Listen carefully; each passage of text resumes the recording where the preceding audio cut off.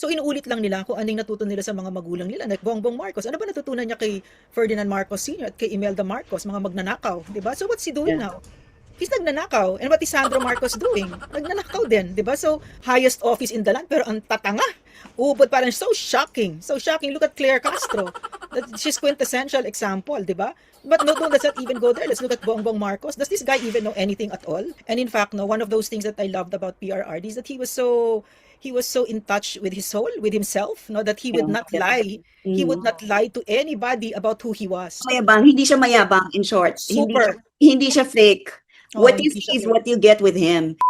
What's up mga kababayan? PH Trending here. Dito sa video natin ngayon ay ating panoorin itong nagbabagang balita. Hindi naman langit sa kaalaman ng lahat na talagang palpak ang administrasyon ngayon, no? Kung kaya't hindi maiwasang ihambing ng sambayan ng Pilipino itong pamamalakad ni Bongit at ang pamamalakad ni dating Pangulong Duterte sa kung paano niya pamahalaan ang ating bansang Pilipinas. Nawika ng taong bayan na kung itong si Bongit di umano isang kurakot, adik, gahaman, patay mali siya sa mga nangyayari sa bansa at tututong puppet ng mga nakapaligid sa kanya di umano, ito namang dating Pangulo na si PRRD isang very wise leader na may puso at may moral compass kung kaya't hindi maiwasang sabihin ng taong bayan na namimiss na nga nila, no? Ang pagkakaroon ng leader na may malasakit sa ordinaryong mamamayan kung kaya't hindi maiwasang sabihin din na pinapasa nila ang pag-asa nila dito sa kanyang anak na ating Vice Presidente ngayon na si VP Sara. Yan ang mapapanood natin dito sa video na ito. Pero bago ang lahat mga kababayan, huwag niyo po sana kalimutang mag-like at subscribe para updated ka sa mga uploads ko araw-araw. At yun na nga mga kababayan, kung kayong aking tatanungin, tama lang ba na mabalik sa upuan ng mga Duterte upang mabalik ang matiwasay at payapang bansa na mayroon dati? O hayaan na lang natin na hanggang ganito na lang tayo sa pamamahala ni Bongit na kung hindi ilulugmok, ibenta na ang bansang Pilipinas sa mga dayuhan. Kung kaya naman hindi ko na patatagalin pa, heto na ang buong video.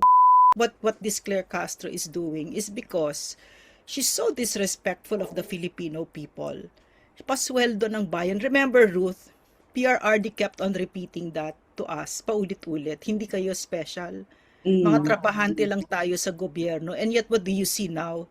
Yeah. These blowhards, these arrogant bastards, the way they treat the Filipino people pains me so much because kung nagsilbi kayo sa gobyerno under PRRD, si PRRD, sakit na sakit siya pag ganyan. Pag, hindi kaya nga di ba yung mga instructions of Sakit na sakit siya pag may nakikitang naghihirap. Even yung mga pila ng bus, pila ng jeep na nakabilad sa tao, sa araw yung mga tao. Even pila ng mga permitting sa City Hall. Ayaw ni PRRD yun, yung mga nakita niyang ang habang pila sa MRT. It breaks his heart. Yeah. Pero I remember looking back at what we did before during the time of PRRD, because of his leadership, maiiyak ka talaga. I'm having goosebumps right now.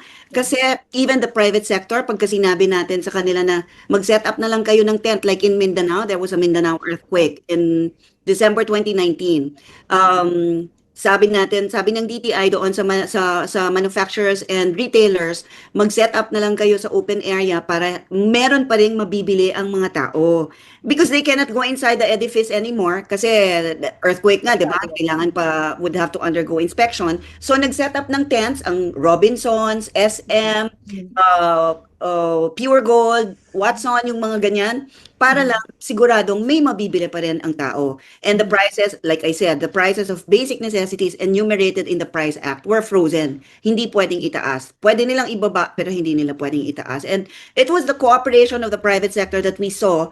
And they did it willingly dahil nakita nila ang leadership naman kung saan nanggagaling at kung paano naman natin sila iniengganyo to help us, to cooperate with us. So in other words, no, Ruth, what I'm hearing you say is that a good leader unites the people, galvanizes. That's right. Because he has empathy and because his leadership is based on ethics and morals. Kasi kung wala kang values, a good leader would know his purpose of being there. Why is he there? If I were the president, why am I the president? What's my purpose? What's the first thing that I need to do? What do I have to deserve this kind of responsibility or honor, if you may call it? Di ba? Ganun yun? Yeah, Binigay sa'yo ng tao, you were ordained by yeah, God yes, to, yes. to lead. That trust for PRRD was so sacred, wasn't it? Yeah. Yes, the word is sacred. You're right. You're right. It's too sacred for him that all he wanted was to serve. Yeah. And we served beside that kind of leader. Kaya nga hindi maiwasan sabihin ng taong bayan na namimiss nila itong pamamahala nitong si Tatay Digong at pinapasa ang pag-asa dito kay VP Sara na maibalik muli ang magandang pamahalaan sa loob ng gobyerno. We walked with him. And because of him, I totally understood what it means when you say that public service is a privilege. That's why nagpasalamat siya sa atin. Salamat ginawa ninyo akong president kasi I had never done anything as challenging as working in government, but at the same time, nothing as rewarding. Kapag ka talaga nakikita mo nagbabago yung buhay at bumubuti yung ano. Also pala, Ruth, may gusto ko lang idagdag. Isa pang trabaho ng PCOO kasi nga nasa NDFL kami. Kapag ka may disaster ko instance, ang CPP, NPA, NDF, kasi nga mga extortionist yan, di ba? Mga magnanakaw, nagtatayo sila ng mga kunwaring fundraiser. So kami tagasabi, huwag kayong mag-ano diyan, huwag kayong mag-donate diyan. No, so magbibigay ka ng information in other words, no. So amang ko Ruth kung nag-agree ka, pero sa akin landmark yung accomplishments ng Duterte administration kasi number one, si PRRD, siya yung leader natin. No, talagang he really inspired all of He us. inspired us. He motivated us. Correct. He knew what to do. Yeah. He knew what to do. And his men, Yeah. the secretaries, also knew what he wanted. Yeah. Diba? Kaya lahat naman tayo susunod lang because the leader was there. The leader was very clear kung anong gusto niya para sa tao. Kaya I will go back to saying that a good leader must be grounded on ethics and morals. Kung wala kasi nun, Yeah. anong klaseng leadership ang magagawa mo sa isang bansa na 120 million? Yeah. Also, I What also kind of think leadership? one of those things that PRRD gave us, that's connected to what you're saying, na he was firmly rooted in the present, kung ano yung pangangailangan natin, but he was like a bridge to the future, our aspirations, di ba? Yung kung ano yung highest aspirations natin as a people. Kaya maririnig mo sa bibig niya, gusto ko yung mga fishermen natin, marami pa rin silang magkakaroon pa rin tayo ng maraming isda para yung mga anak natin makakain pa ng masarap na isda. Ganun siya talagang to the nitty-gritty, alam niya talaga. No, so yung moral compass niya ang tindi. Talagang kaya nga natatawa ako na okay, go ahead Ruth, go ahead. Go.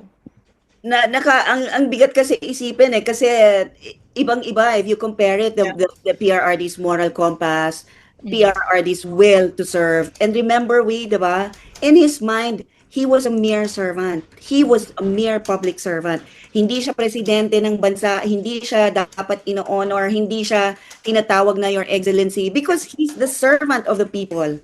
Correct. That was what was in his mind and that's what he showed all throughout his administration. Yun ang pinakita niya sa atin. Kaya tayong lahat, ganon din yung ginawa natin. At least most of us. Yeah, and that was what that vow was all about. He would only bow to the Filipino people. Kasi nga, talagang humble siya, no? Servant talaga siya. At saka kami, ginanyan niya talaga kami, no? Hindi kayo special, no? Which is why it's so shocking. The arrogance of the Marcos administration is so shocking and it's so enraging. It's appalling. It's appalling. It's really, appalling. oh my gosh, talagang and Kahindik-hindik in Tagalog, kahindik-hindik talaga, parang horror show, di ba? Yan sila matibag, oh my God, di ba? Ano yun? Parang napakaliwanag ng messaging agad-agad ng Marcos administration na kami ang nakaupo ngayon. Kami may-ari ng Pilipinas, kahit na pwede naming gawin. Biro mo si Marcoleta, plunder, ano yun? Plunder? Saan ang plunder doon, di ba? So, wala nang batas. Private money. Yeah, it's private money. Wala nang batas kasi sila na yung batas. Yan yung sinasabi nila sa Correct. atin. Yeah. Agree ba kayo dun sa winika ni Doc Lorraine Badoy, mga kababayan, na wala nang sinasanto itong mga bangag nang dahil silang nasa kapangyarihan? Paki-comment nga yung opinion sa ating comment section ng ating mapag-usapan. Yeah. So, Ruth, may tanong pa ako sa iyo kasi leadership, no? Si PRRD was a man of the law, right? He was so in love with the law. No, I think more than anything else for me, no, parang that was one of his very strong traits that he wanted us to follow the law, 'di ba? And yet, how do you do that? How was he able to achieve that, 'di ba? Kasi siya mismo sumusunod siya talaga sa batas Talagang kaya pala Yeah, he was a man of the law. He was exercising frenetic leadership. Ano siya eh? Wise leader. He knew what he can do and cannot do. He knows that he's not supposed to bend the law. So he just limits his actions kung ano lang yung doable within the bounds of law. Hindi siya nag-deviate, hindi siya nag-violate. Yun lang because he's too concerned also about accountability. As public servant, he knows that he's accountable to the people. Hindi siya nag-deviate. So ginawa niya lang kung anong dapat niyang gawin based on his knowledge and based on, of course, PRRD naman was a very prayerful person eh. So, meron din siyang spiritual guidance na nakukuha that he asks for every day. Hindi ba? Hindi lang natin alam, di niya lang pinapakita sa lahat ng tao. Pero matindi pong magdasal si PRRD. Before he does anything or says anything, he starts the day with a prayer, asking for guidance from the Holy Spirit. Yeah.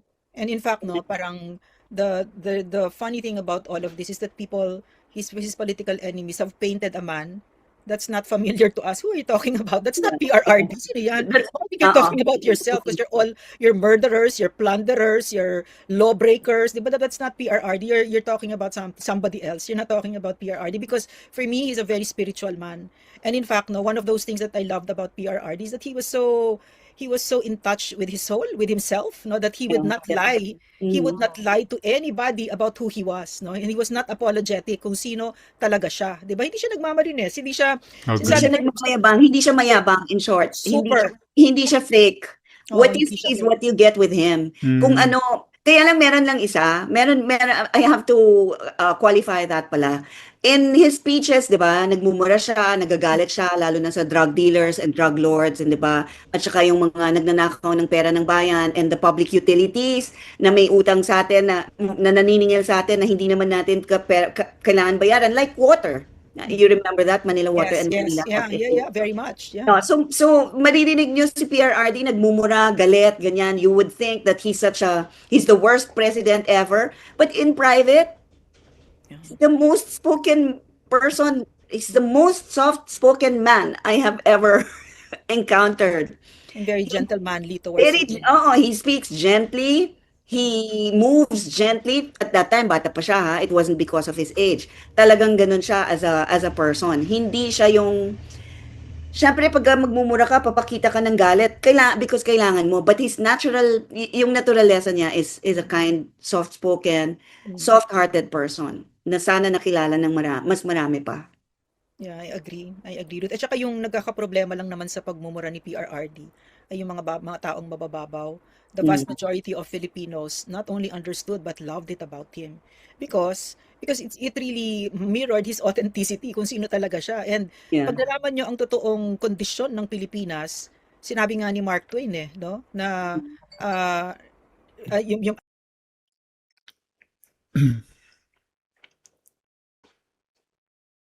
I cannot basta pinupuri ni Mark Twain ang expletives, no. So ang sinasabi ni PRRD, pag nalaman niyo ang totoong kondisyon ng Pilipinas, mapapamura kayo.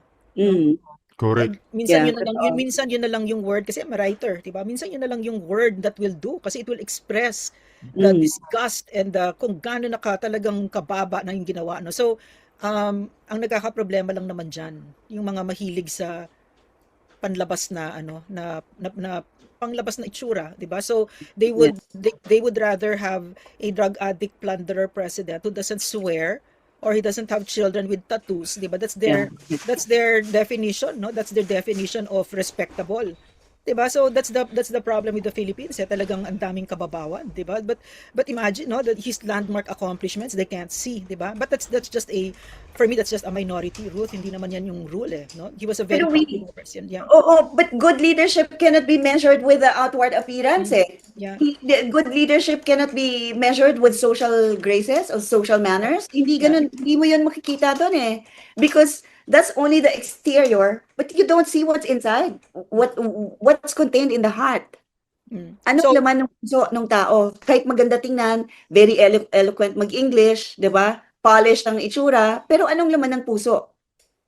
And That's not the measure of a good president to me. The measure to me of a good president is someone with a heart, someone who empathizes with the people that he serves, someone whose title is not someone whose title does not go before him, someone whose title is not in his head. Yeah. someone who's not defined by his title, 'di ba? He's Yeah. not attached to it, 'di ba? And PRRD embodied that to me, ano. He was the one who gave uh, prestige and respect sa kanyang titulo and not the other way around, which is what you're seeing right now. Si Matibag, NBI director yung title niya. Tapos he kept on saying, NBI director ako. Di ba? Una na lang papatato niya. And they're so proud about their titles that it really defines them, no? But it's not the titles that make a man, it's the man that makes the title, di ba? And we Yeah. saw that with PRRD.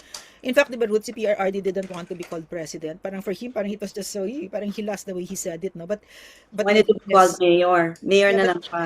but you know, he was the very essence of what a president is, no? And he would say he preferred to be called mayor, but I couldn't because to me he was a president talaga, 'di ba? So that's the for me, and that's why kaya namin pinag-uusapan ni Attorney Ruth yan, kasi meron tayong crisis in leadership, no? Walang leader ang bansa ngayon na of course except for the vice president, no? Buti na lang we have her, no? You're so right. We have a crisis in leadership right now because like I've been saying from the beginning, there are so many things that the government needs to address for the people. Pero nasaan tayo nakafocus? Nasaan ang focus ng administration? Nasaan ang bulk ng pera ginagastos? Sa politika, sa impeachment, sa AX, tupad. Ano nga yun? Mga yon. Yeah. Yung mga yon na temporary relief para sa mga tao. Para ano? Para mapaligaya sila sandali tapos matuwa sa presidente or matuwa dun sa politiko na nagbigay. Pero after a while, ubos na yon eh. Ilang araw lang gagastahin yon. And then, wala na ulit. Not only that, Ruth, it disempowers them, which I think is what the intent is, no? It doesn't empower them. Unlike if you build farm-to-market roads and then they're able to sell their produce, no? It really empowers them, which is what we saw during PRRD's time, no? So, it empowers them, it disempowers them when puro na lang tupad, puro dole-outs. Ginawa mong bansa ng mga naglilimos ito, ang Pilipinas. And Yeah. it makes them feel that meron silang utang na loob dito sa mga kurakot na ito. So you're perpetuating that kind of rotten politics, 'di ba? So binobobo mo ang Pilipinas, binabansot mo, imbes na ini-empower mo. The strength of a nation and the quality of a nation will depend on the quality of its citizens. So what kind of citizens has Bongbong Marcos created? Citizens that are always on the dole out and nakakaawa, 'di ba? Nakakaawa bang Pilipino, right? Go ahead, Ruth. It is probably just making all of us stupid.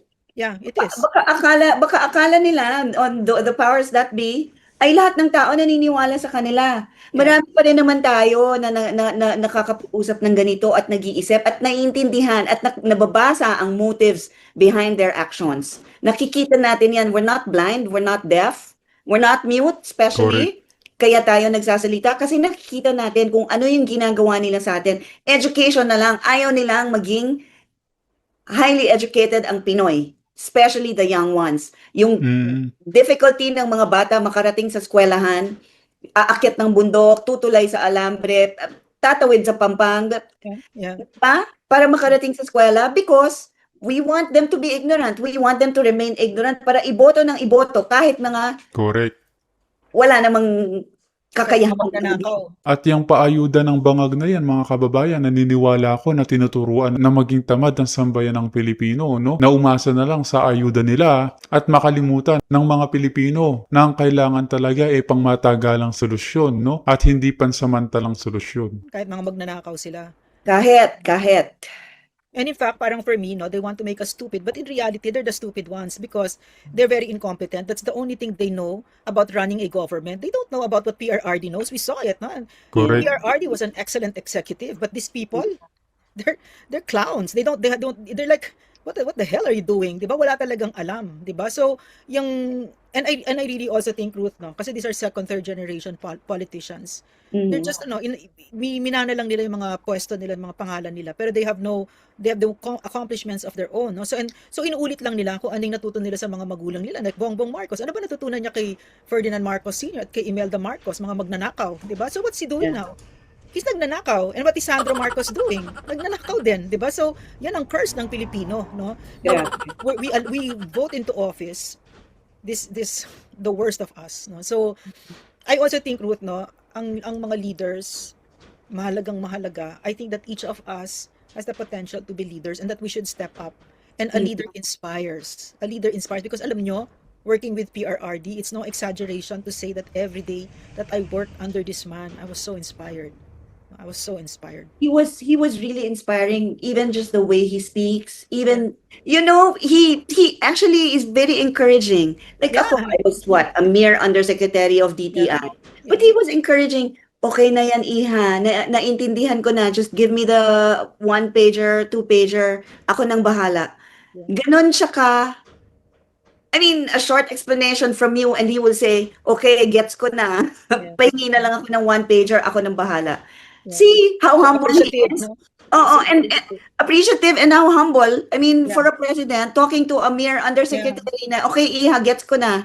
Yeah. Pahingi na lang akong one pager. Yeah. Very And humble. you know what? That thing came out in the sauna. Yeah. Yeah, what I discussed with him came out in sauna What was 2020. it? Do you mind? What Huh? was it? What was it? It was about consumer protection. Mm. Mm. The Internet Transactions Act at that time, but hindi natapos yung ITA during his term, hindi niya napirmahan. But credit goes to the previous administration because we were the ones who worked really hard for it. Hindi lang natapos dun sa signing na. Alam mo, Term ni PRRD yun.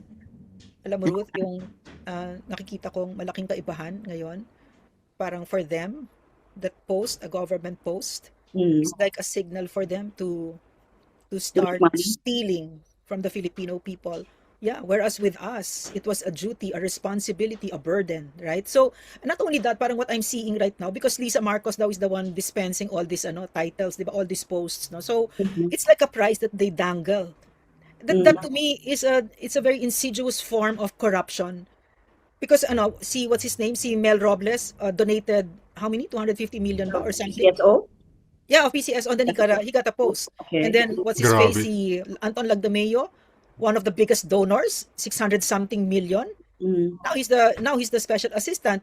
But look at but why are they running after Senator Marcoleta and Congressman Mike Defensor? Right? And I think it's private money that they're Yes, spending, yes. that they spent, hindi ba? Yeah. Kaya So nga, they're both campaign contributions, and yet this one they get off scot-free. Pero ito talagang pinili that injustice is it's like a neon sign. Grabe, no? you see the irony of it all, and you see the unfairness of it all, and you see the motive behind all this. Kitang-kita naman political persecution lang naman talaga to. In plain and simple words, this is purely political persecution. Nothing more, nothing less. And I really think it's because these are people who are really that's their politics. It's gutter politics, and public service doesn't figure in any of this. And all their lives, it has never figured in their lives. Matagal na yung mga yan.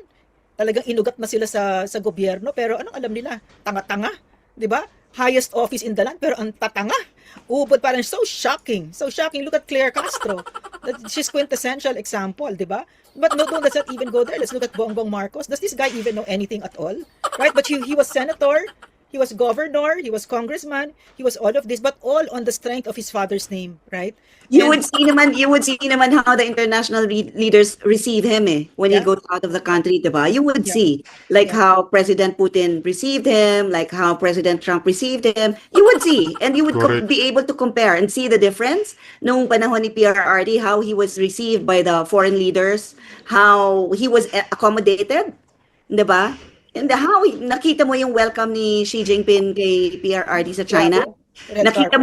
Nakita mo yung one-on-one ni President Putin and President Duterte, 'di ba? Yeah. Magkaiba. And who's the president of Indonesia at that time? I don't know if still alive. Widodo, President Widodo. Yeah, 'di ba? Who was also his friend. And who was his friend? The Prime Minister of Japan? Shinzo Abe Yeah, Shinzo Abe. Umiyak pa si PRRD when he passed away. was assassinated. But you know what? Yung kay PRRD, tinitignan ko siya kasi nabiyayaan tayo ng access sa kanya. Alam mo, none of that is feigned. None of it was phony. It was who he was. He was really It was a sovereign. genuine. Yeah, he was a sovereign. First of all, he was a sovereign individual, which is why being a sovereign leader was just natural to him. Yeah. The sovereignty of the Philippines, it all followed, diba? It all followed because our leader was a sovereign individual.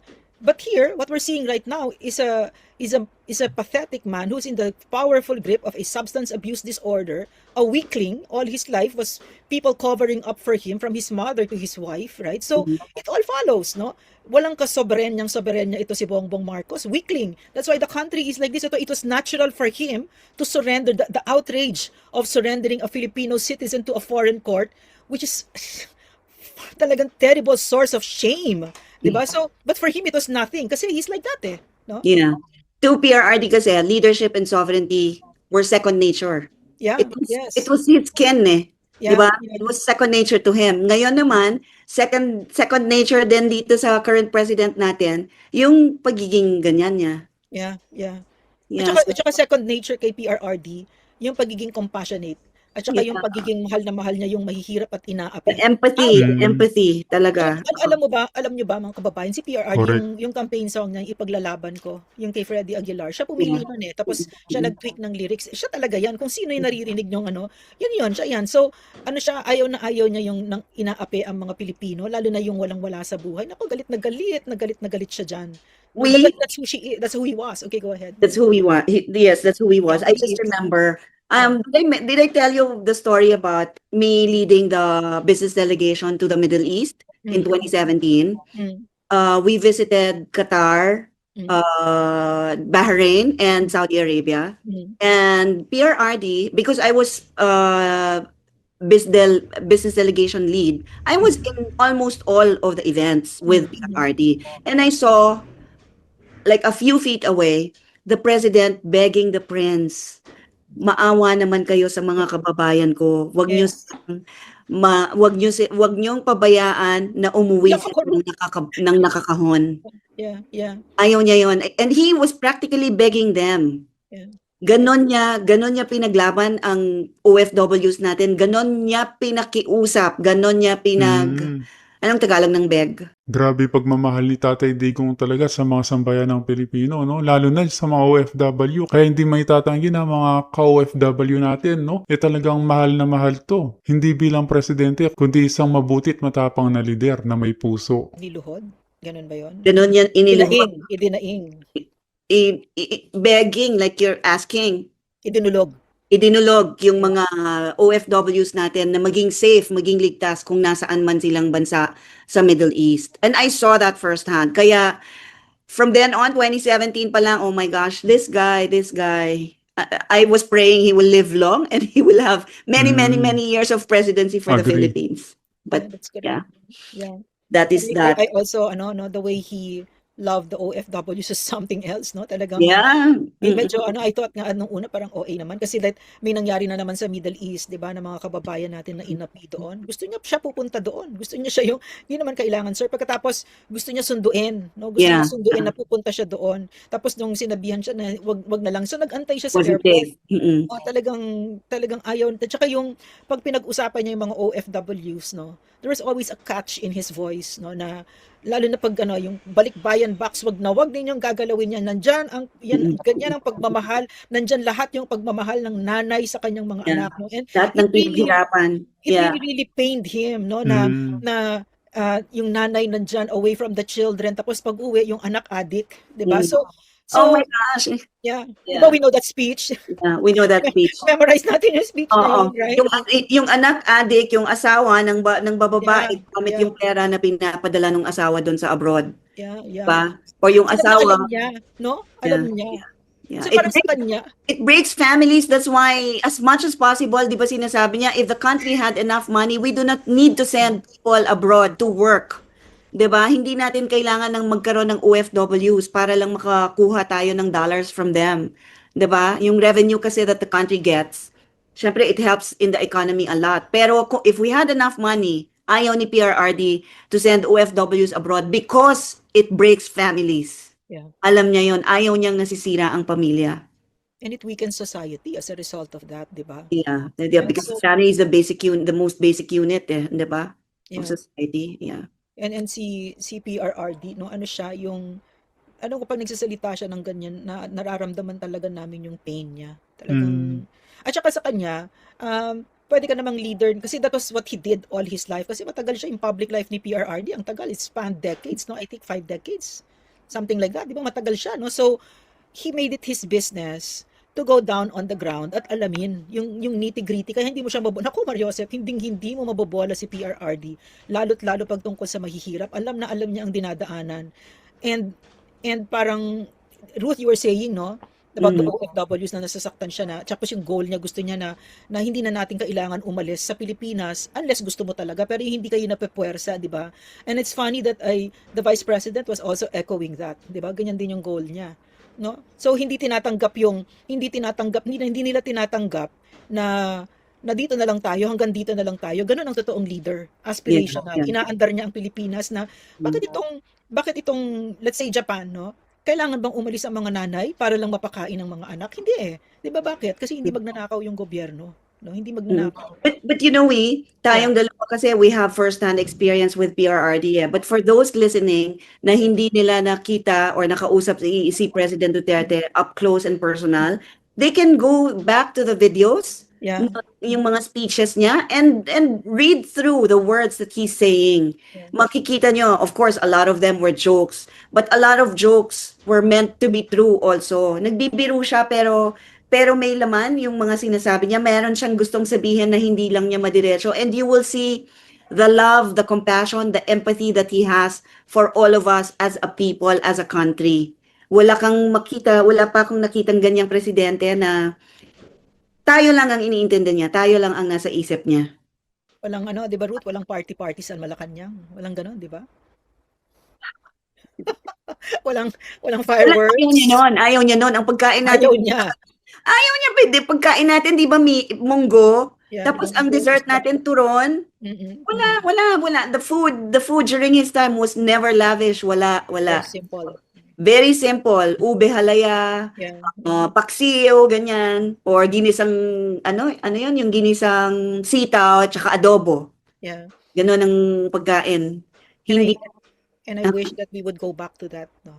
And it will go back there when there's again another President Duterte. And that's she will go Sana. back there. Sana your viewers will look into this also para naintindihan or nai-imagine nila what we're saying. Makita nila dun sa mga videos ni PRRD.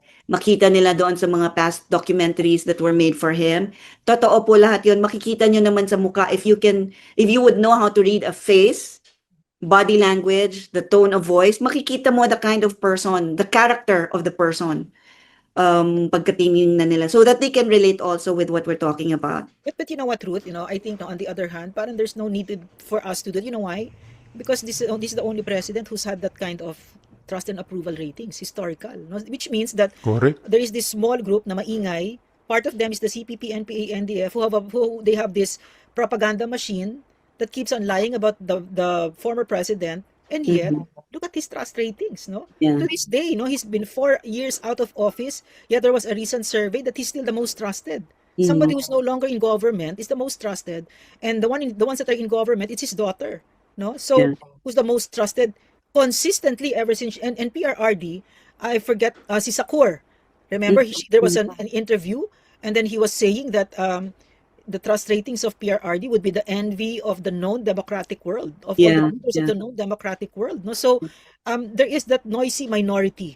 No, why are they noisy? Because they have the funds to do it. No, they have the funds. They're funded by Western media. No, they're funded by all of this, and this is the price that PRRD has had to pay.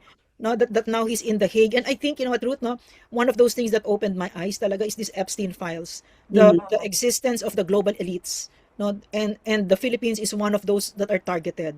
So and of course all of this going on and on. So I think that it is our duty as parents, as the elders, the ones that are top of society, mga matatanda na, in other words, to teach your children. The elders. The elders, you have to be leaders. Your children have to be leaders, but you have to be leaders also. Yeah, we have to be leaders. And I agree, we need to teach our children to be leaders. And we need to teach them to be leaders with value. Yeah. Correct. Yes. Ethics, with the moral high ground. Hindi Kamukha ni pwede Tatay tayong Digong. magpalaki ng anak na Walang hiya. walang hiya, na walang mukha, mga sinungaling. na walang pakialam Yeah. sa morals or sa values or sa ethics. Hindi pwede kasi lalaki sila ng hindi natin gusto kung paano sila lalaki. I mean, it's so hard to describe it. It's so hard to say. I don't want to offend anyone, pero I'm not being righteous also, but we are raising future citizens of the world eh. Anong klaseng citizens ba ang gusto nating i-produce if they are our children? Anong klaseng life ang gusto natin for them when they grow up and then they mature and then we're not here anymore to guide them or to watch them.